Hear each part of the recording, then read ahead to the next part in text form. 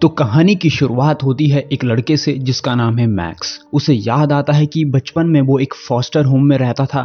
वहाँ उसके foster parents उसे बार बार कहते थे कि हम ही तुम्हारा असली परिवार हैं। उसी घर में उसका एक भाई भी था, उसका नाम था ल्यूक। मैक्स और ल्यूक का रिश्ता इतना गहरा था कि दोनों मानते थे कि उनका बंधन खून से भी ज्यादा मजबूत है। लेकिन फिर ल्यूक कॉलेज चला गया और सिर्फ कुछ ही दिनों बाद एक बुरी खबर आती है। ल्यूक ने अपनी जान ले ली क्योंकि वो वहाँ की मुश्किलें सह नहीं पाया। अब प्रेजेंट में मैक्स पुलिस के हाथों पकड़ा जाता है क्योंकि उसने एक बिल्डिंग की दीवार पर ग्रेफिटी बना दी थी। उसे छुड़ाने उसके फॉस्टर फादर आते हैं और गुस्से में कहते हैं, क्या हो गया है तुझे मैक्स? ल्यूक की मौत के बाद से तू बिल्कुल बदल सा गया है। फॉस्टर फादर पहले ही जज से बात कर चुके थे। जेल जाने के बजाय अब मैक्स को सजा मिलेगी एक ओल्ड एज कम्युनिटी सेंटर में काम करने की। ये सुनकर मैक्स बिल्कुल साफ मना कर देता है, कहता है कि वो ये काम नहीं करेगा। लेकिन उसके पास कोई और ऑप्शन नहीं होता। वो सेंटर शहर से बहुत दूर था। वहां पहुंचते ही मैक्स देखता है कि चौथी मंजिल से एक बूढ़ा आदमी उसे घूर रहा है। अंदर जाने पर उसकी मुलाकात दो वर्कर्स से होती है, लिस और जूनो।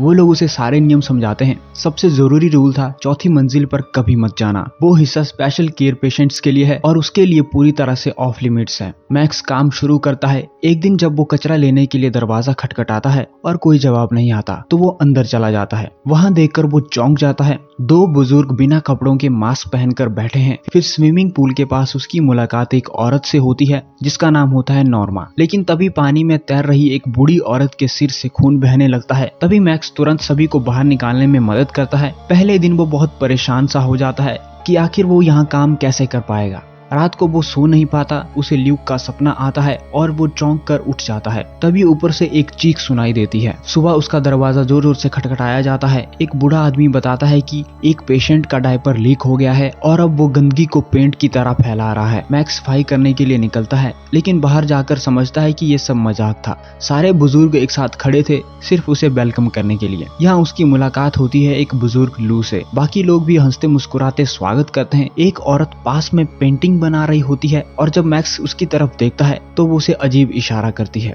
थोड़ी देर बाद मैक्स की मुलाकात सेंटर के डॉक्टर से होती है जिनका नाम है डॉक्टर सेबियन। डॉक्टर उसकी आंखों में देखते हुए कहते हैं, तुम्हारी आंखें बड़ी और बहुत खूबसूरत हैं। रात को जब मैक्स सो रहा होता है वो वही मास्क वाली औरत फिर से दिखाई देती है। वो उसके पास लेटकर फुसफुसाती है और कहती है, अब मैं तुझे चाहती हूँ। लेकिन मैक्स उठ जाता है। ये सब सिर्फ एक सपना था। नींद न आने पर वो फिर से हॉलवे में घूमने लगता है। तभी उसे ऊपर से अजीब आवाजें सुनाई देती हैं और पीछे से नॉर्मा आकर पूछती है, तू अब तक जाग क्यों रहा है? दोनों बातचीत करने लगते हैं। इसी दौरान नॉर्मा का एक छोटा सा सजावटी सामान नीचे गिर जाता है। मैक्स उसे उठाता है और कहता है कि उसने ऐसा कुछ पहले देखा है। नॉर्मा बताती है, ये मेरी करीबी दोस्त बनाती थी। उसके जाने के बाद मैंने इसे उसकी याद में रख लिया। फिर वो मैक्स को एक पुरानी फटी हुई पेंटिंग दिखाती है। ये पेंटिंग उसके बेटे ने बनाई थी लेकिन एक झगड़े में उसके बेटे ने इसे गुस्से से फाड़ दिया था। अब बेटे के खो जाने के बाद वो टूटी पेंटिंग उसकी सबसे प्यारी याद बन चुकी है। यही मैक्स का नजरिया बदलने लगता है।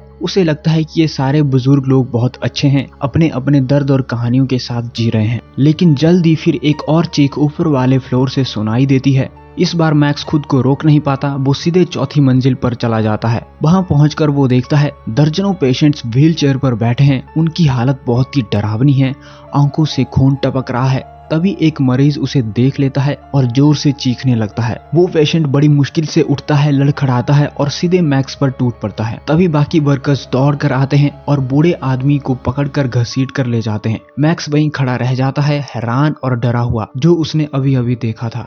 डॉक्टर सेविन उससे बात करते हैं कि जो तूने किया वो गलत था। चौथी मंजिल पर जाना मना है। लेकिन फिर डॉक्टर कहते हैं कि सुनो मैक्स, हमें पता है कि तुम यहाँ क्यों आए हो। इसे एक मौके की तरह देखो, जिंदगी दोबारा शुरू करने का। अपनी लापरवाह आदतों पर मत लौटो। इसके बाद नॉर्मा मैक्स से मिलती है। उसे पता चल गया था कि मैक्स चौथी मंजिल पर गया था। वो कहती है, देखो तुम दिल के बहुत अच्छे हो, इसलिए तुम्हें उन लोगों के लिए बुरा लगता है और दिल दिल को ही पहचानता है। साथ ही वो ये भी कहती है कि उनके लिए तुम कुछ नहीं कर सकते, कोई कुछ नहीं कर सकता। इसके बाद अगले दिन मैक्स देखता है कि नॉर्मा और डॉक्टर सेबियन आपस में बहस कर रहे हैं। मैक्स जाकर पूछता है कि क्या हुआ। नॉर्मा कहती है कुछ नहीं। मैक्स उसे अपनी बनाई ड्राइंग देता है, वही फटी हुई पेंटिंग का अधूरा हिस्सा जिसे मैक्स ने पूरा किया था। ये देखकर नॉर्मा इमोशनल हो जाती है और वो फिर से वही लाइन दोहराती है, दिल दिल को ही पहचानता है और फिर वार्निंग देती है कि यहाँ कुछ बहुत गलत हो रहा है, जितनी जल्दी हो सके यहाँ से भाग जाओ। उस रात मैक्स सारी रात जागता रहता है नॉर्मा की बात सोचते हुए। अगले दिन नॉर्मा वहाँ नहीं होती। जूनो बताती है कि नॉर्मा बीमार है और उसे निगरानी में रखा गया है। थोड़ी देर बाद जब मैक्स बाहर सफाई कर रहा होता है, मैक्स तभी ऊपर चौथी मंजिल की तरफ देखता है। उसे वही आदमी दिखाई देता है, लेकिन इस बार वो अपने ही खून से कुछ लिखने की कोशिश कर रहा होता है। अचानक नॉर्मा मैक्स के सामने गिर जाती है और वहीं उसकी मौत हो जाती है। मैक्स टूट जाता है। नॉर्मा ने एक नोट छोड़ा था जिसमें लिखा था कि वो अपने बेटे से मिलने जा रही है। नॉर्मा का फ्यूनरल होता है। लू बहुत दुखी है।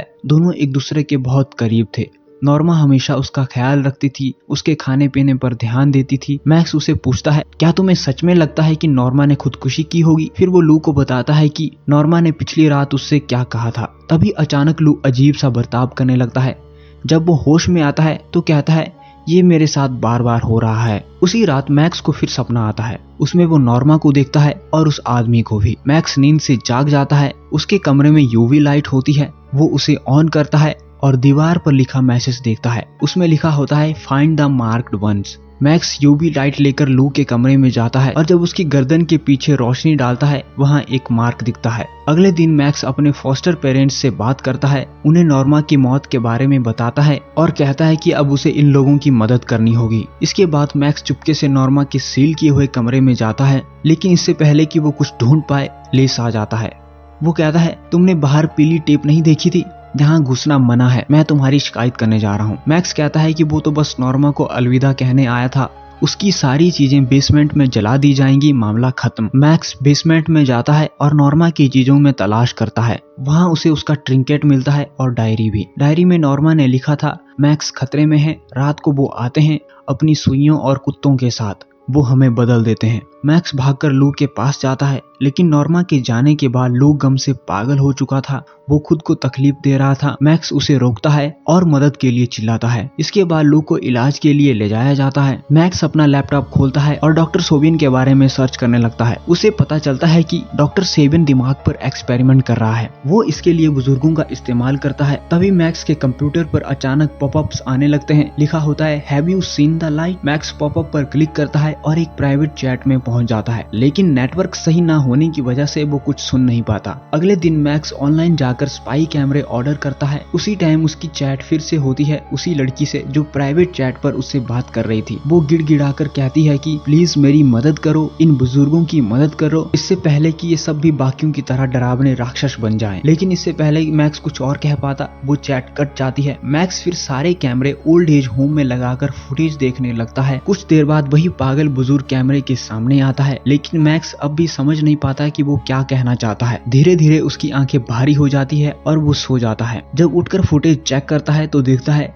जूनो कुछ बुजुर्गों को लेकर कहीं जा रही है। फिर वो देखता है कि एक आदमी और उसके साथ एक कुत्ता है। इसके बाद डॉक्टर सेबियन और बाकी कुछ लोग एक कमरे में घुस जाते हैं। मैक्स भागकर वहीं पहुंचता है। अंदर से डरावनी चीखें सुनाई देती है, जैसे किसी पर कोई खतरनाक एक्सपेरिमेंट हो रहा हो। लेकिन तभी कुत्ता मैक्स को देख लेता है। मैक्स घबराकर भागता है और किसी तरह अपने कमरे तक पहुंचता है। कमरे में आता है तो चौंक जाता है। वहां पहले से ही एक लड़की मौजूद थी।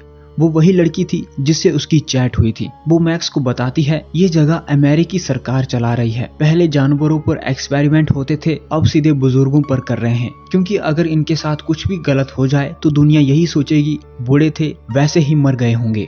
लड़की बताती है कि वो यहाँ के एक बुजुर्ग की बेटी है। उसका पिता पहले नीचे वाले फ्लोर पर रहता था, लेकिन अब चौथी मंजिल पर है। वो मैक्स से कहती है कि तुम जो कर रहे हो करते रहो, हमें ठोस सबूत चाहिए ताकि सबको सच दिखा सकें, तब शायद मैं अपने पिता को बचा पाऊं।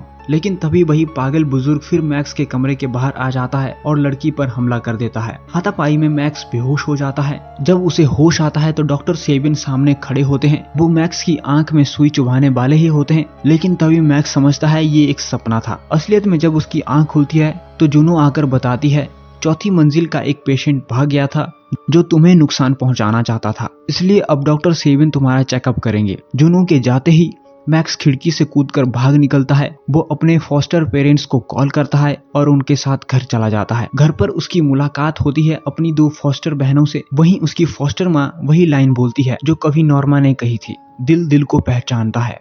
मैक्स पूछता है क्या आपने ये लाइन पहले कहीं सुनी है? तो उसकी माँ कहती है, हाँ मेरी एक दोस्त कहा करती थी, लेकिन याद नहीं आ रहा वो कौन थी। तभी उसके पेरेंट्स बाहर चले जाते हैं। तभी मैक्स अपनी बहनों को नॉर्मा का फोटो दिखाता है और पूछता है, क्या तुमने कभी इस औरत को देखा है? उसकी बहनें मना कर देती हैं। इसके बाद वो खुद घर की तलाशी लेने लगता है, लेकिन कुछ नहीं मिलता। तभी उसकी बहनें कहती है, जो ट्रिंकेट तुम्हारे पास है वैसा ही एक हमारे सीक्रेट प्लेस में रखा है। मैक्स को तो पता भी नहीं था कि ऐसी कोई जगह है। वो दोनों बहनें उसे वहां ले जाती हैं। वो जगह एक मंदिर जैसी लग रही थी, जैसे किसी देवी की पूजा हो रही हो। वहां मैक्स को वैसे ही बहुत सारे ट्रिंकेट्स मिलते हैं। वो जगह दरअसल डेडिकेटेड थी एक रोमन देवी के लिए। वहीं मैक्स को पुराने फोटोज की एल्बम भी मिलती हैं। जब वो एल्बम खोलकर देखता है, उसमें ओल्ड एज होम के सभी लोग हैं, यहाँ तक कि उसके फॉस्टर पेरेंट्स भी। लेकिन हर एल्बम में साल दर साल एक अलग इंसान सफेद सूट पहनकर व्हील चेयर पर उनके बीच बैठा दिखता है, और उनमें से एक इंसान होता है ल्यूक, उसका वो भाई जो सालों पहले मर चुका था। अब धीरे धीरे मैक्स को समझ में आ जाता है, वो बूढ़ा आदमी जो बार बार उसे दिख रहा था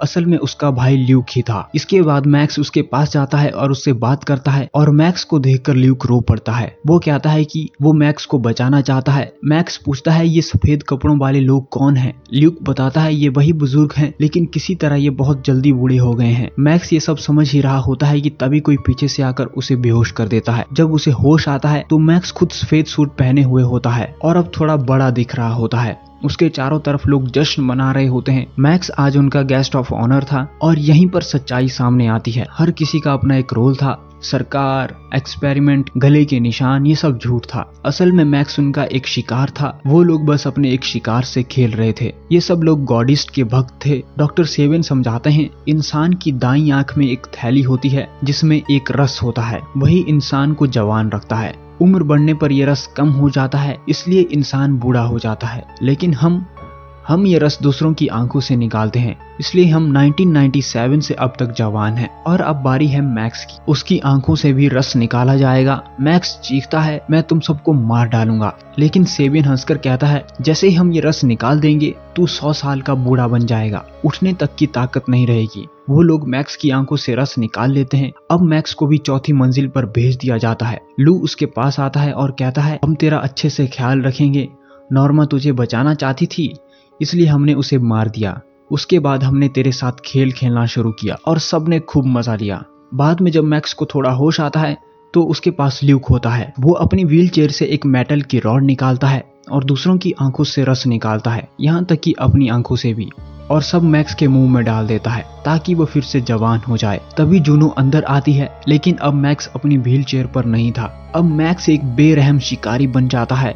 वो ओल्ड एज होम के हर एक आदमी को ढूंढ ढूंढ कर खत्म कर देता है। लू अलमारी में छुपता है, लेकिन मैक्स उसे भी ढूंढ निकालता है। डॉक्टर सेबिन उस पर गोली चलाते हैं, लेकिन गोलियां जाकर लू को ही लगती हैं। मैक्स खून का प्यासा हो चुका था, सबको मार गिराता है। उसके फॉस्टर पेरेंट्स भागने की कोशिश करते हैं, लेकिन तेज तूफान की वजह से इमारत का हिस्सा उन पर गिर जाता है और वो भी मर जाते हैं। एंड में मैक्स चौथी मंजिल के सभी पेशेंट्स और अपने भाई ल्यूक को उस खतरनाक जगह से बाहर निकाल लेता है, और यहीं पर ये कहानी खत्म हो जाती है। तो दोस्तों, अगर तुमको इस मूवी की कहानी पसंद आई है तो वीडियो को लाइक करो, वीडियो को शेयर करो, और चैनल को सब्सक्राइब करना तो बिल्कुल भी मत भूलना। मिलते हैं अगली वीडियो में, तब तक के लिए बाय बाय।